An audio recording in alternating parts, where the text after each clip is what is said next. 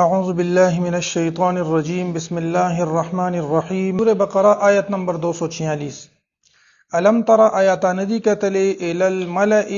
هغه ډلې ته من بنی اسرائیل د بنی اسرائیلنا من بعد موسی پس د موسی علیه الصلاۃ والسلام نا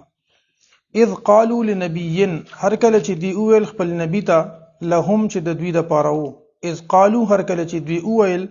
لنبی لهم نبی چې د دوی د پاره یعنی خپل نبی ته ویل ابعث لنا ملکا مقرر ک زمونږ د پاره یو امیر یو بادشاہ نقاتل فی سبیل الله چې مونږ جهاد وکړو د الله په لار کې قال دغه پیغمبر ورته ویل هل عسیتم آیا قریب دا چې تاسو ان کتب علیکم یا خایګی داسې چې تاسو ان کتب علیکم کچری فرض کړی شي په تاسو باندې القتال او جهاد الله تقاتلون دا چې تاسو به جهاد اونکه قالو دوی اویل دی بنی اسرائیل وما لنا او سشوی دی په مونږ باندې الله نقاتلا چې مونږ به جهاد نکو فی سبیل الله د الله په لار کې وقد اخرجنا وحالان کې مونږ وباسلی شوی یو من دیارنا د خپل کورونو نه و ابنائنا او د خپل بچونا فلما كتب پس هر کله چې فرض کړی شو علیهم په دی باندې القتال جهاد تولوا مخواړه دوی الا قليلا منهم مگر لګو د دوینا والله علیم بالظالمین او الله تبارک وتعالى په دې په ظالمانو باندې د موسی علیه السلام نرستو یو بل پیغمبر چې د اغي پر روایتو کې د اغي نوم شمویل یا سمویل عبرانی ژبه کې سمویل او عربي ژبه کې شمویل حضرت شمویل علیه السلام د بنی اسرائیل یو پیغمبر او طریقه به داوا چې پیغمبر به د مذهبي او د دین د خبرو رهنمایي کوله او یو بادشاه یو سپهسالار به د سره مرګري چې هغه به د جهاد په امورو کې مشري کوله نو د بنی اسرائیل په دغه وخت کې پیغمبر وو خو بادشاه نو یعنی سپهسالار دا نو یو مشر نو چې د هغه د جنډې د لاندې د هغه د سربراهي د لاندې دی جنگ کړی وي نو دی پیغمبر ته وې د شمویل علیه السلام ته چې ته زمونږ د پاره یو امیر مقرر کا یو بادشاه مقرر کا چې د هغه په سربراهي کې مونږ د الله په لار کې جهاد وکړو د پیغمبر ورته وی اسنه چې زه تاسو د پاره امیر مقرر کوم بیا تاسو جهاد نه کوي نو دی ورته وی چې نه مونږ به ول جهاد نه کوو مونږ د خپل کورونو نو باسلی شو یو یعنی مونږ سره خلکو مخکې قتال کړي د خپل کورونو نه یو باسلی یو د خپل بچونه لري کړي یو نو مونږ به خامخا د الله په لار کې جهاد کوو خو چې کله په جهاد فرض شو نو ډیرو لګو خلکو بیا جهاد ته غاړه کې خو دا او ډیرو کسانو د جهاد نه مخ واړولو نو دا مخکې آیتونو کې تفصیلا واقعیا بیا ذکر ده داود علیه السلام په دغه وخت کې ډوکه وخه کله چې دا معاملې شروع و د شمویل علیه السلام او د پیغمبر د طالوت چې کوم بادشاہ مقرر شو دغه طالوت نوم د دې د معاملې او دغه جنگ چې کله کېدو داود علیه السلام په دغه وخت کې وړو کې د رستو په کې دغه ذکر د ځکه مې دغه ذکر نوم واغستو الم ترى آیاتان دی کتلی ال الملأ هغه ډلې ته من بنی اسرائیل د بنی اسرائیلنا من بعد موسی پس د موسی علیه السلام نا اذ قالوا هر کله چې دوی ویل لنبی لهم خپل نبی ته ابعث لنا مقرر ک زمونږ د پاره ملکن یو سپهسالار یو امیر نقاتل فی سبیل الله چې مونږ جنگ کو جهاد کو د الله په لار کې قال د پیغمبر ورته ویل هل عسیتم آیا خایګی داسې چې تاسو ان کتبا کچری فرض کړی شي علیکم پتا سو باندې القتال جهاد الله تقاتلوا دا چې تاسو به جهاد اونکه قالو دوی ویل وما لنا او سشوی دی زمونږ د پاره الله نقاتلا چې مونږ به جهاد نکو فی سبیل الله د الله په لار کې وقد اخرجنا او په تحقیق سره مونږ باسلی شوی یو من دیارنا د خپل کورونو نه و ابنائنا او د خپل زامنو نه فلما كتب پس هر کله چې فرض کړی شو علیهم په دی باندې القتال جهاد تولوا مخواړه ولدوی الا قليلا منهم مگر لګو کسانو د دوینا والله علیم بالظالمین او الله تبارک وتعالى خپوه دی په ظالمانو باندې وقال لهم نبيهم او اول دیتا د دوی نبی ان الله بشک الله تبارک وتعالى قد بعث لكم په تحقیق سره مقرر کړی د استاسو د پاره طالوت ملکن طالوت استاسو د پاره ملک بادشاہ یا مشر مقرر کړی دی قالو دی بنی اسرائیل اویل ان سرنګ بوي ان یکون له سرنګ بوي د پاره الملک بادشاہي علینا په مونږ باندې ونحن احق او مونږ ډیر حقدار یو بالملک په بادشاہي باندې په حکومت باندې منه ددنه ولم يؤت سعه او ندی ورکړې شوی د تفراخي من المال د مالنا قال د پیغمبر ورته فرمایل ان الله اصطفاه بشک الله تبارک وتعالى غوړه کړی دی دلرا علیکم پتاسو باندې وزاده او زیات کړی دی بسطتن په فراخی سره یا وزاده بسطتن او زیات کړی دا فراخی ده فی العلم په علم کې والجسم او په جسم کې والله یؤتی ملکه او الله تبارک وتعالى ورکوي خپل بادشاہي من هغه چاته یشاء چې خوښي شي والله واسع علیم او الله تبارک وتعالى واسع رحمت والده او علم والده. طالوت چې دینو دغه پیغمبر طالوت د دې لپاره مشر او سپهسالار مقرر ک چې کله بنی اسرائیل قتل چې دا خو د یعقوب علی السلام د خاندان نم نه دی نه د یهودا د خاندان نه دی نه چې نو د لاوی بن یعقوب چې کوم اولاد او چې پاغه کې نبوت را روانو دا خو د اغه نم نه دی نه دا د یهودا د خاندان نه دی په کم کې چې د حکومت د نسل در نسل را روانو دا خو د اغه خاندان نم نه دی او دا خو غریب دی نو مونږ خو دنه ډیر مالدار یو په کار د چې مونږ ته د حکومت ملو شوی دی غریب سړی ته ولی حکومت ملو شو دته د بادشاہي ولی ملو شو نو دغه پیغمبر وته جواب ورکړ چې دا د الله خو خدای چې څوک غوړه کوي او چاله حکومت او چاله بادشاہي ور کوي بس دا تاسو بادشاہ دی او دی خو ټیک د چې په مال په لحاظ سره کمزور دی خو بسطتن فی العلم والجسم د جسم په لحاظ سره مخ مضبوط دی او د علم په لحاظ سره مخ مضبوط دی نو د علم او د جسم په لحاظ باندې د مضبوطیا د وجه د الله تبارک وتعالى ته خوخه او هغه چې د نستاسو د پاره امیر او بادشاہ مقرر کو. وقال لهم نبيهم او اول دویتا نبی د دوی ان الله بشک الله تبارک وتعالى قد بعث لكم را لګل دي مقرر کړی دی لکم تاسو د پاره طالوت ملکن بادشاہ یعنی امیر. قالو دوی اول ان یکون له سرنګ کی دی شي د الملک علینا حکومت په مونږ باندې ونحن احق او مونږ ډیر حقدار یو بالملک منه په حکومت کولو منه ددنه ولم یؤت او ندی ورکړی شوی ساعه من المال فراخی دته نه دا ورکړی شوی ساعه من المال فراخی د مالنا. قال دغه نبی ورته فرمایل ان الله اصطفاه بشک الله تبارک وتعالى غوړه کړی دی دلرا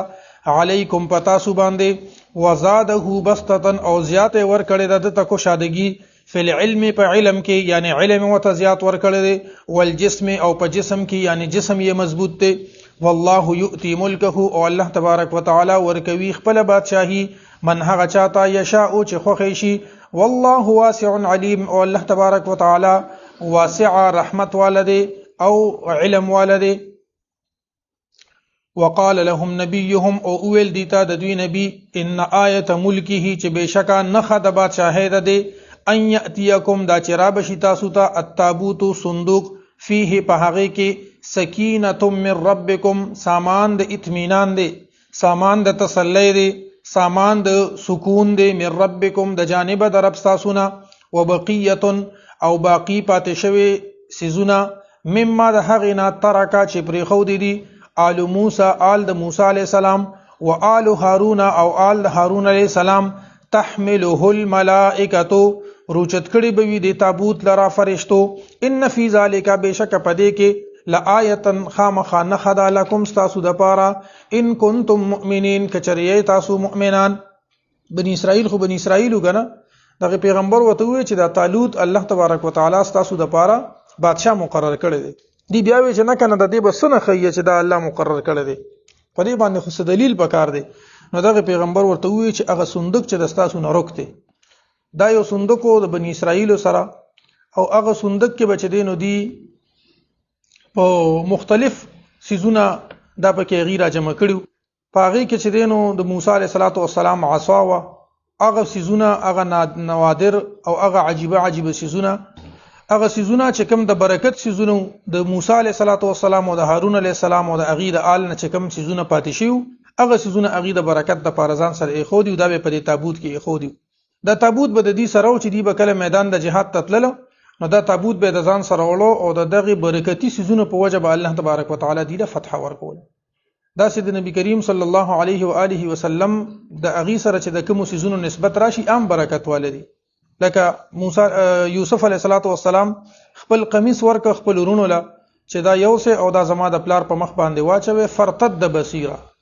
اذهبوا بقميصي هذا فالقه على وجه ابي ياتي بصيره، چې دا زما د پلار په مخ باندې واچوي نو هغه بچ دینو چې کله په هغه ور واچو نو فرتد بصیره فورا چې دینو هغه بینا شو، د هغه نظر چې دینو هغه رالو. د یوسف علیه السلام د قمیص ذکر دی او چې کله هم د قمیص ذکر شوی دی نو یو معجزه او یو کمال پکې پروت دی. په اول ځل د قمیص ذکر شوی دی چې کله یوسف علیه السلام رونو یوسف علیه السلام کوی ته وغورځو، قمیص په وینو باندې سخاک او یعقوب علیه السلام له یوړو، نو چې کله ور له یوړو وته وی چې استاد وی خو شرم خو خړو او مونږ لوبي کولې ان ترکنا نستبق وترکنا یوسف عند متاعنا فاكله الذئب، مونږ لوبي کولې منډه تړلې موالي او یوسف علیه السلام چې دین هغه راغی او شرم خراغي زمری راغی دی یو خړو، نو چې کله هغه قمیص ته غيو قتل نو وجاءوا على قميصه بدم كذب، د دروغ وینه په لاګولې و. یوسف علیه السلام روایتو کې راځي چې یوسف علیه السلام د قمیص ته یعقوب علیه السلام وکتل، وی چې سو خيار زمریو چې دغه خړلې دي، یوسف علیه السلام ته خړلې دي او قمیص بالکل شلول من دي سورې کړم نه دي، صرف وینه په دې باندې پرېخې ده. نو دا د قمیص کمال او چې د قمیص نه اغي ته دا علم وشو چې یوسف علیه السلام ژوند دی.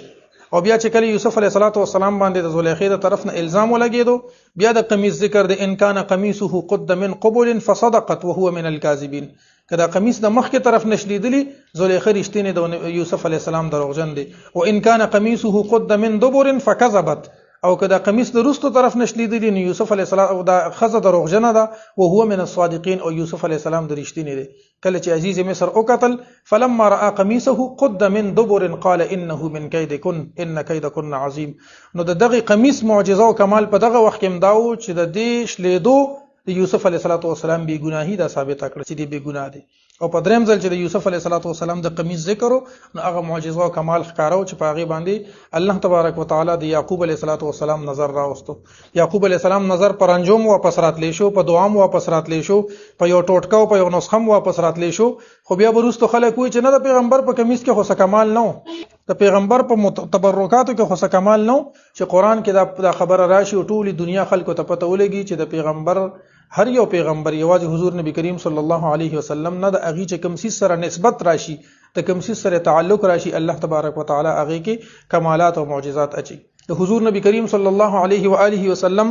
ویختو خالد ابن ولید رضی الله تعالی عنہ په ټوپه کې ګڼډلو او چې جنگ لبته هغه ټوپه به پسر کړه. همدا وجه ده چې خالد ابن ولید رضی الله تعالی عنہ چې څومره جنگونه کړي دي ټولي ګټلې دي، یو جنگ هم هغه نه دی بیللې. او د خبرو خوګديږي خو په یو جنگ کې د جبل بن اهم سره جګړه و او سخت جګړه شروع د خلک په جګړه دي او خالد ابن ولید رضی الله تعالی عنہ چې دینو ټوپه پسې ګرځي، زما ټوپه نشته. خلک ورته وی چې یاره تاسو کې جنگ شروع دي ته په ټوپه پسې ګرځي، وای نه وای زمونږ کې دي چې نن شهادت وشي او مونږ نن ټول چې دینو شهیدان شو. ویولې وای ځکه چې هغه کما ټوپه پسې چې ګرځم په هغه کې ما د حضور نبی کریم صلی الله علیه و آله وسلم ویخته مبارک ګڼډلیو، ما به هغه ټوپه په سر کړې و نو د هغه برکت دا و چې ما ته په جنگ کې شکست نه ملاوي او فتح به ملاوي دا. نن هغه ټوپه زمانہ یا کور پاتې شوې دا یا چې تبل ځای ګډه وډه شوې دا. دې دلته دا خبره کوله او د مسلمانانو سه په سالار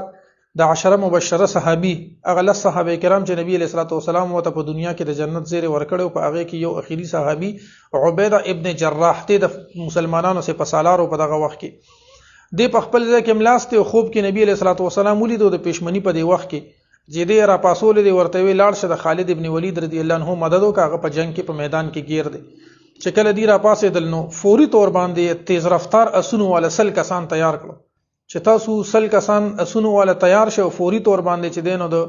جبل بن اهم سره جګړه شروع د التزان ورسوي. چې کله دی سل کسان تیار شو او د درز غبل شروع شو، اسونه تیارول او ځان تیارول، نو دی قافله تیار شوی ده او دی روان شوی دي. چې دی روان شوی دي په لار کې د دین یو اسمان د مخ کې یو سړی روان دی، ډیر تیز روان دی. دی وته आवाज کړی دی چې ودرېګا دینه دی ودرېدل، بیا وته आवाजونه کړی دي چې ودرېګا. هغه وی چې ته جاسوس ته سوک دی سوک نه دی چې زمونږ د اسونو نه مونږ سل کسان د پښمنی په وخت کې تیار شو، د ساري مونږ پسې مونږ سم دستی وروته او په دې تیار کې زمونږ نه سوک مخ کې دی چې مخ کې رانه لري روان دی. دی ور پسې تیز شوی دی، خواته نورم تیز شوی نو درېدل. اخر کې وته وی چې که مسلمان نو د عمر فاروق رضی الله تعالی عنہ په حکم باندې د امیر المؤمنین په حکم باندې ودرېږي نو وسا ودرېدل چې دی ور نږدې ورغلي دي کتلې دي نو په اس باندې خجی په اس باندې چې دی نو سړی نه پاغي خزانه استي چې خزانه استي یو توي ته سکه نو ورته وی چې زو وته وی چې زو متمیم یم زد خالد ابن ولید رضی الله عنه بیبی یم او چې کله سحر کې درز غوبل جوړ شو نو یماوی چې زما د خاون په سربراهه کې خوچته شکست نه دي شوی دا څه چلو شو او چې زرا پاسې د غټوپې مې مونته کوم چې دا غینا د جنگ په وخت کې باغی وړن یې زله گیا مو غټوپې د ځان سره وړم نو هغه وته وی چې د خالد ابن ولید رضی الله عنه بیبی ما او کوم ټوپې چې دا غینا پاتې شوی دا غول رسومه ځکه چې دا غی په وجه باندې دي ته په جهاد کې په میدان کې فتح ملاویږي نو هغه ټوپې ولا رسول او غی ته په جهاد کې الله تبارک وتعالى فتح ورکړه نو دا د حضور نبی کریم صلی الله علیه و آله وسلم د وختو برکت ته د هغی د عصا د هغی پټکی د هغی نور تبرکات دا چې په کوم زینو کې پراته دي نو الله تبارک وتعالى په هغه ځای باندې رحمتونه او برکتونه نازلي او په کوم ځای کې چې د حضور نبی کریم صلی الله علیه و آله وسلم وجود مبارک پروت دی یعنی په کوم ځای کې چې د هغی قبر جوړ شوی دی علما لیکي چې هغه ځای د ټول دنیا الله تبارک وتعالى د غزه بهتر پیدا کړی دی ځکه په دغه ځای کې الله تبارک وتعالى د نبی کریم صلی الله علیه و آله وسلم جسد مبارک د ایخودل دی د ټولو خبرو خلاصه دا ده چې دغه بنی اسرائیل ته د خپل پیغمبر وی چې د دې پیغام د دې سړي د بادشاہي نه خدادا چې تاسو ته هغه تابوت راشي هغه صندوق به تاسو ته راشي په کم کې چې د پیغمبرانو د موسی علی السلام او د هارون علی السلام هغه تبرکات پراته دي هغه برکتی سيزونه چې په کم ځای کې پراته دي او په هغه کې تاسو د پاره د سکون سامان دی یعنی نور پکې داسې د پیغمبرانو تبرکات وغیرہ پکېو او د سکون سامان دامو چې دا تابوت به کله د دې سره نو دي ته په میدان د جهاد کې فتح ملاوي دا او د دې نخ وسی دا به فرشتي راوړي تاسو ته به پریک دي بس چې دیو قتل نو غ صندوق دي ته ملو شو هغه نه پس دا ټول بنی اسرائیل مطمئن شو چې او دغه پیغمبر زمونږ د پاره او الله تبارک وتعالى زمونږ د پاره طالوت دا مشر مقرر کړی دی بیا مخکسو شو فلما فصل طالوت پس هر کله چې جدا شو دا فصل خپل معنی فصل ویل کیږي قطع کول او کټ کول او فلما فصل دا په معنا د روانېدو باندې مرضی فلما فصل طالوت هر کله چې جدا شه طالوت بالجنود د خپل فوجیانو سره یعنی د خپل علاقې نه دی جدا شو نو دا کنایه ده د دې خبره نه چې کله روان شو فلما فصل طالوت هر کله چې روان شو طالوت بالجنود د خپل لخرو سره قال دورته ویل ان الله مبتليكم الله بس تاسو ازمیخ کوي بنهرین په یونیر باندې فمن شرب منه پس چا چې اوس کلی د دین او بو فلیس مني نه ده هغه زما د مرګرونه ومن لم يطعمه او سوق چې د دینه اونس کی فانه مني نو هغه زمانه دی الا من مگر هغه سوق اغترفا چې یو چونګ راوالی غرفتن په چونګ راغستلو سره بيدیه په خپل لاس سره فشربوا منه نو دوی د هغه نیر نه او بو اوس کلی الا قليلا منهم مگر لګو د دوی نه اونس کلی فلما جاوزه هر کله چې اوړېدل د نیر نه هوا د طالوت والذین هغه کسان امنو چې مؤمنان دي معهود د سره قالو دوی ویل لا طاقت لنا اليوم طاقت نشته د نن ورځې زمونږه بجالوت د جالوت سره وجنوده او د لخر سره زمونږ د دې سره د مقابله طاقت نشته قال الذين اول هغه کسانو یظنون چې دوی یقین کو انهم ملاق الله چې دوی به ملاقات کیږي د الله سره او دا یقینو کم من فئه قلیله ډیر زله فئه قلیله وړډله غلبت غالب شوه دا فئه کثیره په غټه ډله باندې باذن الله د الله په اذن باندې والله مع الصابرین او الله تبارک وتعالى د صبر کوونکو سره دی په دې آیت کې چې کوم مضمون دی هغه دا دی چې طالوت د خپل لخر سره روان شو نو دی ورته وی چې الله تعالی به په یونیر باندې تاسو ازمیخ کوي یونیر په پلار کې راځي او الته چې د بنی اسرائیل رسیدل نو دی تګی دي کچا د غتن د برداشت کړه نو دی بچ دینو کامیاب وي دی به د سپایانو نه دی به جنگ کولی شي او چې کم کسان د دینه وبوس کین غیب بیا جنگ نشي کولی دا یو بل ازمیختو د بنی اسرائیل نو دی منع کړل چې تاسو کې چا وبوس کړي هغه بیا jihad نشي کولی او کچا وبونس کړي هغه به jihad کولی شي کچا لګي غونته اوس کړي د په لاس په یو لاس باندې د دواړو لاسو دا چی دی ته لپوي او غرفه چې دی دا په یو لاس کې کلګي غونتی وبچا راواغسته چې صرف د خلی یا د مړې په صفاشي د غلګي غونتی یو ګوټو بچا راواغسته نو خیر دی چې کله دی ورسېدل نو بس ډیرو کسانو په غي باندې خزان برابر کو خډې ډېری وبې اوس کړي لګو کسانو وبونس کړي کوم لګو کسانو چې وبنس کړي د سره په جهاد کې پاتې شو د صحیح روایت مطابق 314 کسان د سره پاتې شو او دی په زرګونو کسانو صرف 314 کسان د طالوت سره پاتې شو په دې کې یو داوود علی السلام او بیا چې دینو د نور خلکو چې نن خو زمونږ دغه سره د طالوت سره د جهاد کولو طاقت نشته چې کله د 313 کسان د جالوت د لخر ته ورمخامخ شو نو دې کوم د بعضی کسانو زړه خو دوی چې دا خو دی خو ډیر زیات دي او مونږ خو لګیو نو پاغي کې هغه کسانو اغي ولا حوصله ورکړه او دوی ورته ویل چې کم من فئه قليله غلبت فئه كثيره باذن الله دا کم لفظ عربي کې راځي دا په دوه قسمه دي یو ته ویل کېږي کم استفهامي چې دا د یو شیز د کمیت لپاره د یو شیز د وزن لپاره یا د یو شیز د پیمانه لپاره دا دغه کېږي چې دا څومره دي کم درهم فی جیبک ستا په جیب کې 100 روپے دي نو دا کم د کمیت د لپاره د استفهام د لپاره راځي یو کم خبري دي کم د خبر ورکول د لپاره نو چې کله کم د استفهام د لپاره د اغي معنا د سوال کول تپوس کول د یو سیز اندازه او عدد معلومول او چې کله کم خبري وي نو په اغي باندې د ډیروالي معناوي کم من فئه قليله سمر ډیر زلی داسي شوی دي کم سمر ډیر زلی داسي شوی دي کم من فئه قليله چې وړډله غلبت فئه كثيره باذن الله په لوی ډله باندې غالب شوی دا نو بیا چې دینو دی دا غسر جهاد شروع کو په دې خبره باندې دیتا حوصله ملو شو چې ډېر پیری داسي شوی دي چې غټه ډله د خو اغي شکست خړلې دي او وړه ډله د الله په حکم غالب شوی دي فلما فصل طالوت پس هر کله چې جدا شو یا روان شو طالوت بالجنود د خپل لخر سره قال د اویل ان الله بشک الله تبارک وتعالى مبتلیکم استاسو ازمیخ کونکې د بنهرن په نهر سره په یو نهر سره فمن پس هغه څوک شرب منه چې ویس کړي د دینا فلیس منی نو نه د زمانہ نه د زما د سپایانو نه د زما سره د مرګرونه ومن او هغه څوک لم يطعمه دا چې وی نس کړي د دینا طعام د خوراک د پر راځي خو دې کې د اوبو ذکر دی ومن لم يطعمه او هغه څوک چې وی نس کړي د دینا فانه مني نو پس بشک دې زمانه دی الا من مگر هغه څوک اغترف غرفه چې یو چونګ ډکی بيدیه په خپل لاس سره یا راواخلی یو چونګ په خپل لاس سره فشربوا منه پس اسکل دوی منه د غنیرنا الا قليلا منهم مگر لګو د دوینا فلما جاوزا پس هر کله چې اوړې دو هود د غنیرنا هو د طالوت والذین او هغه کسان امنو معه چې ایمان راوړل معه د سره قالو دی او لا طاقت لنا نشته د طاقت زمونږه الیوم نن رزي بجالوت د جالوت سره او جنوده او د لخر سره قال الذين اول حقیقه سانو يظنون چې دوی یقین کولو انهم ملاق الله چې دی به ملاقاتيږي د الله سره سی اول کم من فئه قليله سمر ډیر زلی ولډلا غلبت غالب شویدا فئه كثيره پغټ ډاله باندې باذن الله د الله په اذن باندې والله مع الصابرين او الله تبارک وتعالى د صبر کوونکو سره دی ولما برزوا لجالوت او هر کله چې دوی مخامخ شو جالوت ته وجنوده او د لخر سره قالوا دوی اویل ربنا ای رب زمونږه افرغ علينا صبرا راور سي مونږه تا را نازل کی مونږه تا خپل معنی دا راتوي کی په مونږه باندې صبر یعنی مونږ له صبر راکی وثبت اقدامنا او ثابت قدم مو ساتي مضبوط کی قدمونه زمونږه وانصرنا او مددو کی زمونږه علی القوم الکافرین په مقابله د قوم کافرانو کې شکل د مسلمانان 313 مسلمانان په جنگ بدر کې 313 په دې موقع کې 313 چې کله دې د جالوت او د لخر ته مخامخ شونه دعا کوي نو دعا د مؤمن لپاره د لوی هتیار دی کله چې انسان سره هیڅ هم نه هغه دعا کوي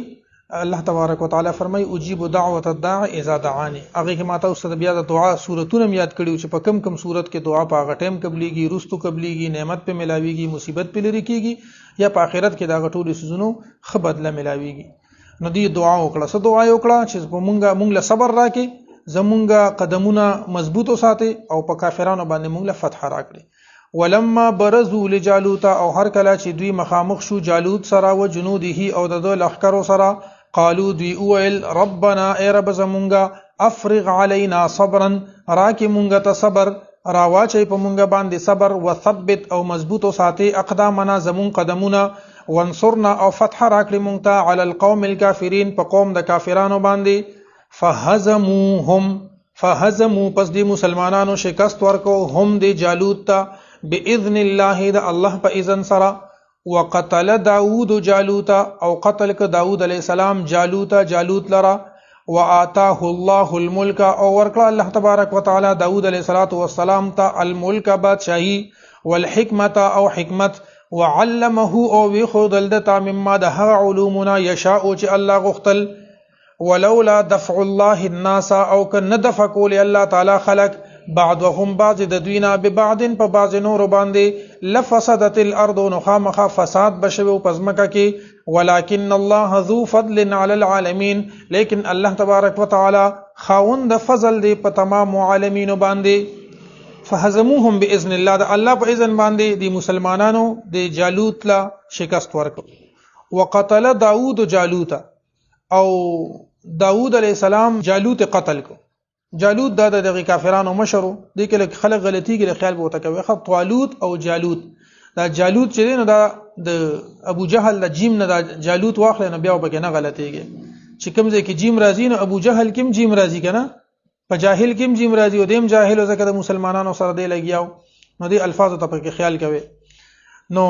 داود علیہ السلام چې دی نو دی وړو کې او چې کله دی په لخر کې ورغی نو د سره یو لینده غونته و دا اوس خو د ربړ ولې یو لیندي کنه یو دوه پړی پکې نو د کې به کان کې خو هغه د ستاوي او یو پړی ولې پری دي دا سي وګد پړی په مینس کې ولا کان کې دي دا یو پړی خکلک د لاس نه توکړي بیا دا سي راوستي هغه بل پړی په لاس کې سس نیولي تاوي چې د لاس داسي پری دي نو یو پړی خو لاس ته چولي بل پړی ته خلاص شي دا نو کان خلری پوری زی نو په دې بدی نشانه مشته داسې پتوک به کان نه وشته چې کم سیس به وشته به داسې تاو چې ور پرې به خو د غسیس به وشته نو داود علیہ السلام وړو کې د کانی په دغه کې خو دی او باغی باندې چې دینو د جالوت صحیح کړو بس هغه تاو هغه په سر باندې وشته او سړی چې دینو مردار وقتل داود جالوت داود علیہ السلام ماته واستوي چې د په لخر کې او دی وړو کې مې رسته ذکر را روان دي د دې ذکر دا غي ذکر دي داود علیہ السلام له الله تبارک وتعالى بادشاہي ورکړه او حکمت ورکړه پوهه ولا ورکړه او هغه سيزونه ورله ورکړل کوم چې الله غوښتل د داود علیہ السلام بیا زوی سليمان علیہ السلام سليمان علیہ السلام چې د داود علیہ السلام زوی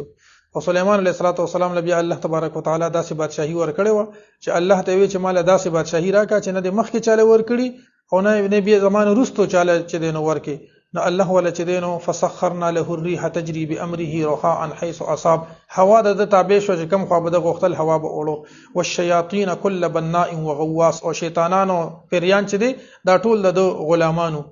دغه شان مرغه او هر سز د تابع ریشته مسی پاره کې ان شاء الله العزيز د سليمان عليه السلام واقعیات چې دی هغه بیا ذکر شي بل یو د کمال خبره به کې بل یاد ساتي ولولا دفع الله الناس بعضهم ببعض لفسدت الارض که الله تعالی بعض خلق په بعض خلکو باندې نه دفع کولی بعض خلک یې په بعض باندې نه والی نو یو فساد به جوړ شو ګوره بلا مثال او بلا تشبیه کلی کې یو سړی را پیدا شي په یو علاقه کې یو سړی را پیدا شي ټول خلک ته تنګي چا نه پیسې غواړي یو چا ته کنزل کوي یو چا سره جګړې کوي یو چا سره سکي یو سکي ټول خلک ته تنګي یو بل شاه محمود غله خدای پاک پیدا کی وغه یولی یې په ولانجه کې گیر کی یې په جیل کې واچي سم مسله ولا بل سړی ولا جوړ کی نو دا مخلوق خدا چې کم تنګول شروع کړي دا ته خدای پاک په امن کی نو دا الله تبارک وتعالى قانون دی چې کم ځای کې فرعون پیدا کیږي نه اغه یو موسی پیدا کړي لكل فرعون موسی عرب وی کنه چې د هر فرعون د پاره موسی شته او پښتانه وی کنه وی هغه سیکله دورانه پکار دی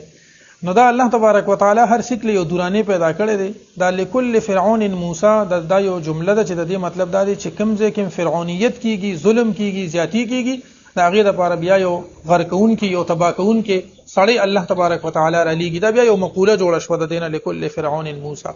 او کو خدای پاک دا څه نه کوي لفسدت الارض نو پزماکه کې به فساد پیدا شي یو دا آیت یو عمده سي آیت ولسمه سپاره کې ولولا دفع الله الناس بعضهم ببعض ک الله بعض خلق په بعض خلق باندې نه والو بعض خلق راشي او بعض خلق دفع کی ختم کی مړی کی یا د جهاد د آیتونه چې کوم مخې تکو کدی مسلمانانو د جالوت نه مړ کړي د نور فساد جوړ کړو ک موسی علیہ السلام په دعا او د دې په حل زل باندې فرعون نه غرق شوی نور فساد به جوړ کړو داسې کې په جنگ بدر کې دا کافران داسې دي نه مردار کړي دي به نور فساد جوړ کړو په غزوه تبوک کې په نورو جنگونو کې کده د کافرانو مخنیوي نه وشوي نو دی به نور فساد جوړ کړو ولولا دفع الله الناس بعضهم ببعض لفسدت الارض که چرته د الله تبارک وتعالى بعض خلق په بعض باندې نه والی ازمکه کې په فساد جوړ شو. په سوره انبیاء ولسمه سپاره کې الله فرمایي ولولا دفع الله الناس بعضهم ببعض لهدمت صوامع وبيع وصلوات ومساجد يذكر فيها اسم الله. چې که چرته بعض خلک مې په بعض باندې نه والی نه به جمعتونو نه به عبادت خانه وي نه به خانقاهونو د عبادت زین هیڅ سبب نو دا سلور سيزونه په دې کې ذکر شوی دي. ولولا دفع الله الناس بعضهم ببعض لهدمت صوامع وبيع وصلوات ومساجد. دا سلور د عبادت زین دي. دا دوه د عیسایانو دي. لهدمت صوامع جمع د صومعی ده او دا هغه عبادت خانه ته ویل کیږي چې د عیسایانو د عالمانو پادریانو با ځان لدازه د عبادت د لپاره منتخب کو. چا بس ناب تول کې کمی کو چا بس کول نو دی کې بچ کوم صحیح عالمانو الله ولا خلق بو هغه به دی باندې خو زمونږ خبره اثر نه کی دی به ځان لشي او ځکه به پروتو دغه رهبانیین علما دي ته ویل کیږي دا په اسلام کې من دي. لا رهبانیت فی الاسلام. په اسلام کې یو عالم ته د اجازه نشته چې وایي چې د دې کلی د خلق خدا سي داسې دی بس زمه د غر کې بوسېګم یا به د خلکو نه هغه بدی ته د حق دعوت او تبلیغ کوي د حق وینا ورته کوي او په خپل طریقه باندې هغه کار کوي. بهر حال الله فرمایي لهدمت صوامع دغه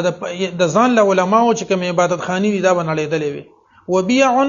او بیعتون یعنی هغه د عام خلکو چې کوم عبادت خانه وي د عام عیسایانو عبادت خانه وي دا به نړېدلې وي. صلوات چې دینو دا اصل کې خو صلات جمع صلوات راځي مراد ته منځ یا دعا ده. خو دې ځکه د دین هغه عبادت خانه مراد ده کوم چې د تورات د منونکو د بنی اسرائیل یا د يهوديانو عبادت خانه دي هغه ته صلوات ویل کیږي. نو الله فرمایي چې د يهوديانو د عبادت خانه بم دا بم نړېدلې وي او د مسلمانانو جمعتونه چې په هغه کې د الله ذکر کیږي دا بم نړېدلې. ولې ک الله بعض خلق په بعض خلکو باندې نه وخل. دا الله قانون دی. ولولا دفع الله الناس بعضهم ببعض لهدمت صوامع وبيع وصلوات ومساجد يذكر فيها اسم الله كثيرا.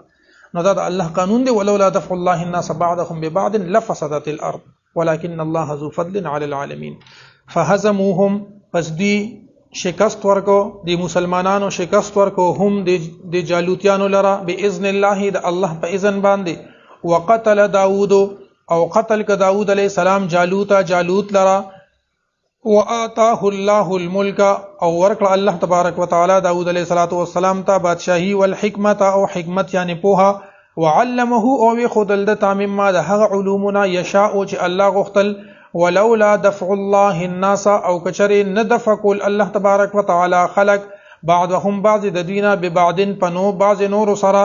لفسدت الارض فساد بجوړ شوی پزمکه کې. ولكن الله ذو فضل لیکن الله تبارک وتعالى خاوند د فضل دی علی العالمین پټولو عالمینو باندې.